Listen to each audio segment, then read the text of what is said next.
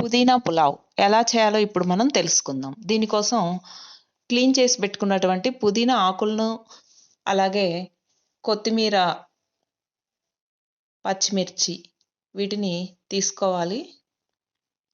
ఈ మూడింటిని మిక్సీ జార్లో మెత్తగా గ్రైండ్ చేసుకోవాల్సి ఉంటుంది. ఈ విధంగా పేస్ట్ వస్తుంది.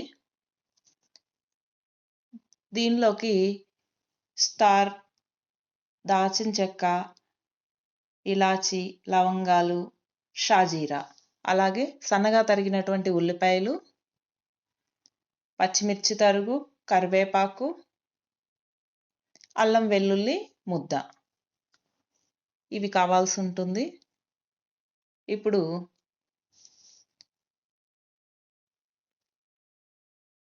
స్టవ్ వెలిగించుకొని బాండీ పెట్టుకొని అందులో నేనైతే నెయ్యిని తీసుకున్నాను. మీ ఇష్టాన్ని బట్టి మీరు ఆయిల్ కూడా యాడ్ చేసుకోవచ్చు. నేనైతే ప్యూర్ ఘీ మాత్రమే తీసుకున్నాను. ఇది వేడయ్యాక ఇందులో చూపించిన విధంగా ఈ ఇంగ్రీడియంట్స్ అన్నింటినీ వేసి వేయించుకోవాల్సి ఉంటుంది. నేతిలో అయితే మంచి స్మెల్, టేస్ట్ బాగుంటుంది. ఆ తర్వాత ఉల్లిపాయ, పచ్చిమిర్చి వీటిని కూడా వేసి వేగనివ్వాలి. ఇవి త్వరగా వేగడానికి ఇందులో మనం సాల్ట్ యాడ్ చేస్తే గనక ఈ ఉల్లిపాయలు త్వరగా వేగిపోతాయి.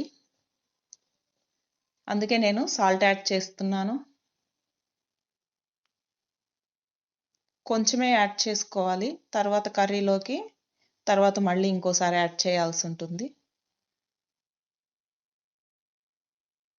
ఈ విధంగా ఉల్లిపాయ, పచ్చిమిర్చి వేగనిచ్చి అందులో కరివేపాకు 2 రెమ్మలు తీసుకున్నాను. ఈ కరివేపాకు యాడ్ చేసి దాన్ని కూడా వేగనివ్వాలి. ఆ తర్వాత అల్లం వెల్లుల్లి ముద్దను యాడ్ చేయాలి. ఈ అల్లం వెల్లుల్లి ముద్ద కూడా పచ్చివాసన పోయేంత వరకు వేయించుకోవాలి. వీటన్నింటినీ కలిసేంత వరకు వేయించుకొని ఇందులో కొంచెం పసుపు యాడ్ చేసి మరికొంతసేపు వేగనివ్వాలి.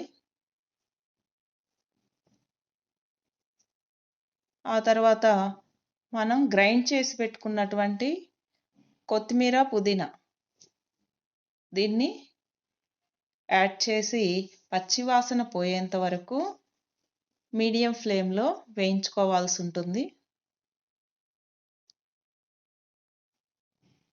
ఇలా నేతిలో